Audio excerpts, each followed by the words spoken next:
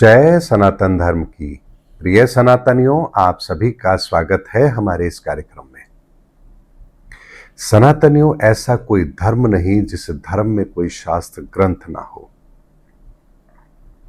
और उन शास्त्र ग्रंथों को हमारे सामने रखने वाले महापुरुष ना हो, संत ना हो, पीर ना हो, पैगंबर ना हो, भगवान ना हो। अलग अलग धर्म में उन्हें अलग अलग नामों से जाना गया है। तो इतने पवित्र शास्त्र ग्रंथ और उनको हमारे बीच में रखने वाले महान वो पवित्र आत्माएं, लेकिन उसके बाद भी हम संदेह में हैं, संशय में हैं। उनको पढ़ते हैं लेकिन अर्थ का अनर्थ निकाल लेते हैं। फिर हम भगवान राम की तुलना भगवान कृष्ण से करते हैं। फिर हम राम कृष्ण की तुलना महादेव से करते हैं। फिर हम रामायण की तुलना वेदों से करते हैं। और फिर क्या कहते हैं?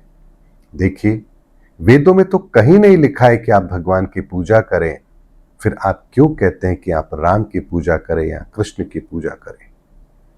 तो सनातनियों, ये जो दुविधा आपके सामने आती है, ये जो भ्रम की स्थिति पैदा होती है, जानते हैं इसके पीछे का कारण क्या है? इसके पीछे का कारण है हमारी अज्ञानता। किस चीज की अज्ञानता? कि हम शास्त्रों को पढ़ना नहीं जानते, यह अज्ञानता नहीं। अज्ञानता इस बात की कि हमें तो यही नहीं पता कि सृष्टि का क्रम आखिर काम कैसे करता है।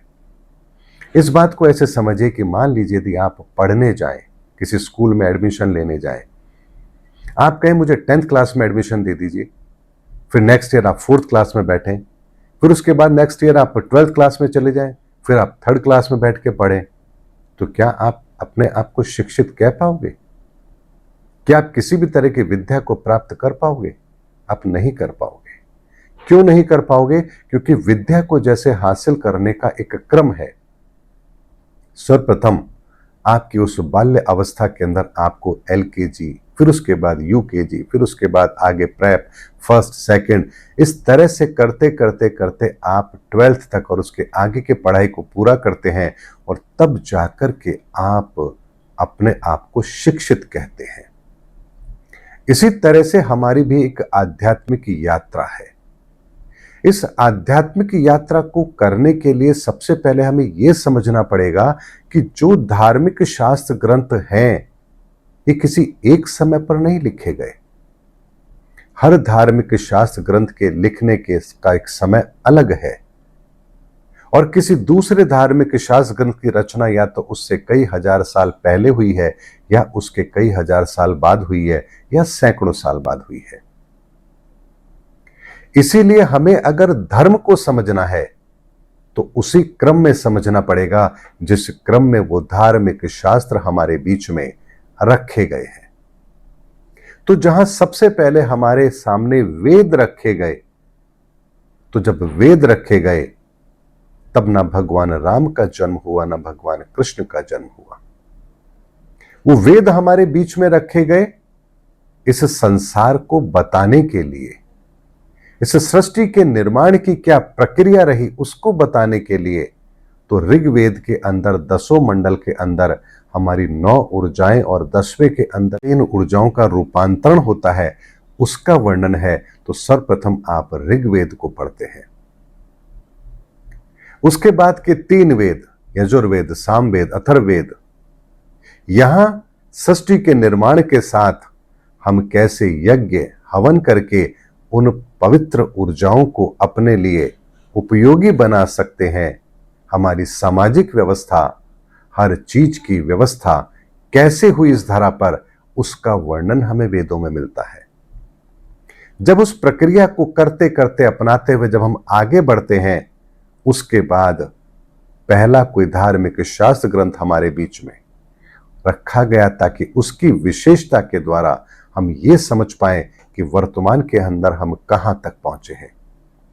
और इसी तरह से 18 पुराणों की जो रचना हुई, वो जैसे जैसे इस धरा पर जिस तरह की सभ्यता रही, जिस तरह के लोग रहे, जैसी परिस्थिति रही, उसके अंदर हमारे लिए श्रेष्ठ विकल्प क्या हो सकता था, उसको रखने के लिए फिर समय समय के आधार पर हमारे सामने पुराणों की रचना हुई।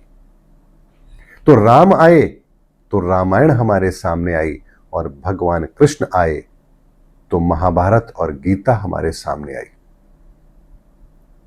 इसी तरह से जब महावीर आए तो जैन ग्रंथ आपके सामने आए, जब बौद्ध आए, महात्मा बुद्ध जब आए तो बौद्ध धर्म, जब मोहम्मद साहब आए तो इस्लाम, और इसी तरह से करते करते आज हम उस स्थिति में पहुंचे हैं।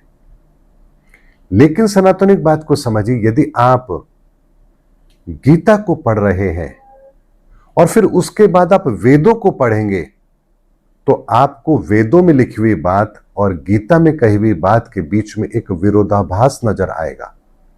क्यों नजर आएगा? क्योंकि आप वर्तमान से इतिहास की ओर, पीछे की ओर जा रहे हैं। इस बात को ऐसे समझिए कि जैसे आज आपके हाथ में मोबाइल है, एंड्रॉयड मोबाइल है, एप्पल मोबाइल है।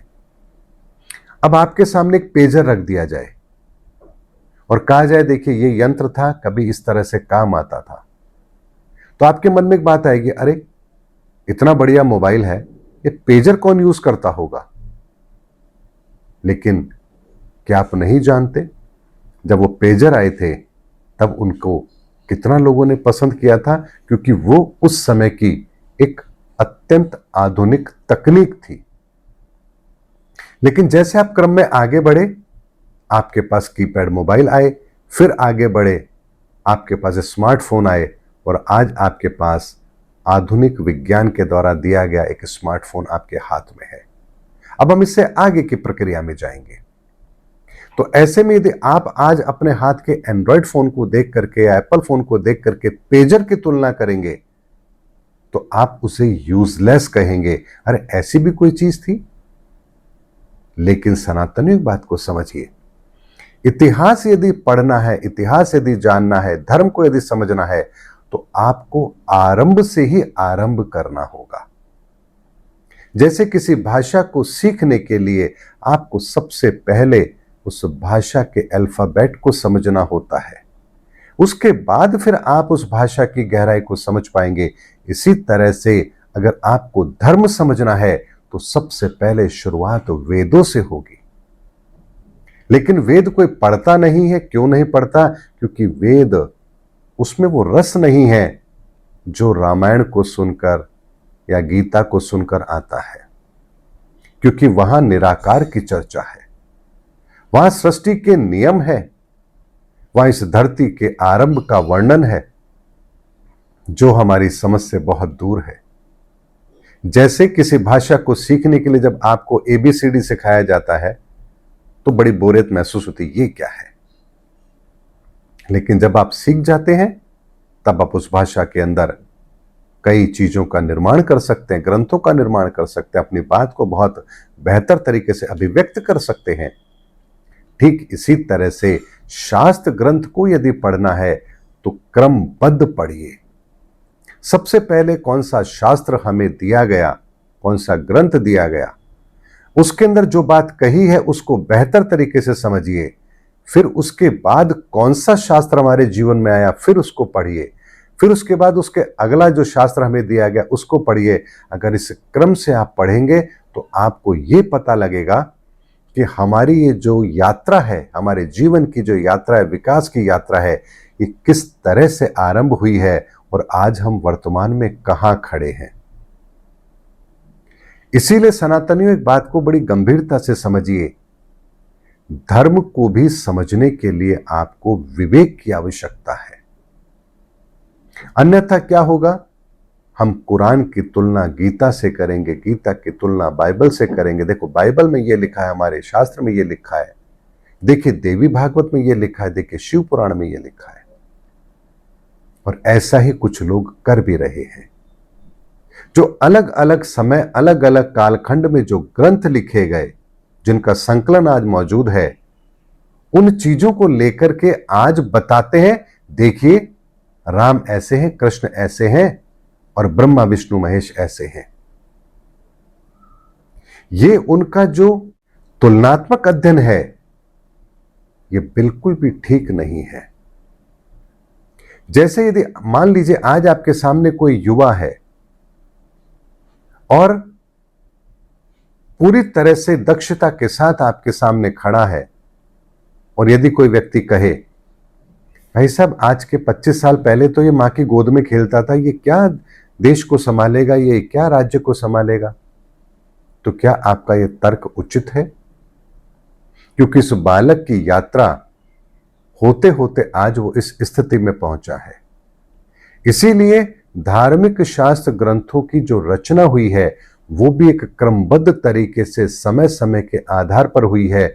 इस पूरे विकास के क्रम को जब आप समझेंगे, अध्यात्म के सफर को समझेंगे कि महापुरुषों ने कब किस समय पर हमारे सामने कौन सी चीज रखी और उसके पीछे का प्रयोजन क्या था, तो आप ये समझ पाएंगे कि हाँ, हर समय पर, हर थोड़े समय कालखंड के बाद ऐसे महापुरुष आए हैं जिन्होंने हमें वर्तमान के अंदर जीना सिखाया है, वर्तमान की समस्या से कैसे हम बाहर निकलें, अपने जीवन को कैसे बेहतर बनाएं, मानवता की रक्षा कैसे करें, संसार के अंदर कैसे सुखपूर्वक रहें, खुद भी सुखी रहें और दूसरों को भी सुखी रखें, इसकी व्यवस्था कैसे की जा सकती है, ये आपको पता तब लगेगा जब आप क्रमबद्ध तरीके से इस पूरी प्रक्रिया को समझेंगे। वरना हम वही गलती करेंगे, हमारे राम बड़े, हमारे कृष्ण बड़े, हमारे वेद बड़े, हमारे जैन महात्मा बड़े, हमारे आदिनाथ भगवान बड़े, हमारे वाहिगुरु बड़े, हमारे तो साहब मोहम्मद साहब बड़े, हमारे तो ईसा मसीह बड़े, क्योंकि आपको यही नहीं पता कि आखिर इन सब के पीछे का प्रयोजन क्या है। जैसे एक बीज जमीन को समर्पित होता है, उससे वृक्ष बनता है, तो आप वृक्ष के बन जाने पर उस बीज की महत्वता को कम नहीं आंक सकते। आप उस नन्हे पौधे को आप छोटा कैसे कहेंगे जो इस वृक्ष से पहले कभी एक बीज के बाद निकला था। आज ये जो वृक्ष है ये उसी बीज के कारण से है। इसी तरह से सनातनियों, इस सृष्टि की उत्पत्ति, उसके साथ उत्पन्न हमारा ये धर्म, सनातन धर्म, इस ब्रह्मांड के नियम के तब से चले आ रहे हैं जब हम नहीं थे, आप नहीं थे, हमारा कोई धर्म नहीं था, कोई जाति नहीं थी, मनुष्य भी नहीं था, ये धरती भी नहीं थी और ये ब्रह्मांड भी अपने अस्तित्व में नहीं था। सनातन तब से था और सनातन का उदय, उस ज्योति का उदय, वहीं से ये विस्तार है और आज हम उस विस्तार के उस कालखंड में है जहां एक संधि काल है, जहां से दो युगों के बीच का समय चल रहा है, जहां कलयुग समाप्त हो चुका है, धर्मयुग आरंभ हो चुका है, लेकिन इन दोनों युगों के बीच का एक संधि काल चल रहा है जो इस युग की व्यवस्था के लिए बहुत सारे कार्य इस धरा पर पूर्ण करवाएगा। इसीलिए सनातनियों, धार्मिक शास्त्र ग्रंथ को यदि समझना है तो आरंभ से समझिए। किसी एक चीज को लेकर के पूरे अध्यात्म को आपने समझ लिया, ऐसी गलती कभी ना करिए। उम्मीद करता हूं सनातनियों, आज के वीडियो में मैंने आपको स्पष्ट आकलन दिया है कि जो लोग धार्मिक शास्त्र ग्रंथों को लेकर के खुद को श्रेष्ठ बताने का प्रयास करते हैं या किसी को नीचा दिखाने का प्रयास करते हैं, उनके ज्ञान का स्तर कितना छोटा है आपको आज पता लग गया होगा। इसीलिए वेद अपनी जगह है, पुराण अपनी जगह है, गीता अपनी जगह है, रामायण अपनी जगह है, महाभारत अपनी जगह है, कुरान अपनी जगह है, बाइबल अपनी जगह है। हर चीज एक समय के आधार पर इस धरा पर आई है और उस चीज को हमारे बीच में रखने का प्रयोजन बहुत अलग है। जैसे 5000 साल पहले हमारी गीता आई, तो 5000 साल पहले जो गीता भगवान श्री कृष्ण के मुख से हमें मिली, क्या उसके बाद हमारा कोई धार्मिक शास्त्र ग्रंथ इस धरा पर आया? अगर आया हो तो आप मुझे बताइए। लेकिन उसके बाद में बौद्ध धर्म आया, जैन मत आया भगवान महावीर के रूप में, सिखों के द्वारा गुरु ग्रंथ साहिब आए, बाइबल आई, कुरान आई, अभी जो बाकी के ग्रंथ आए हैं ये सब गीता के बाद आए हैं।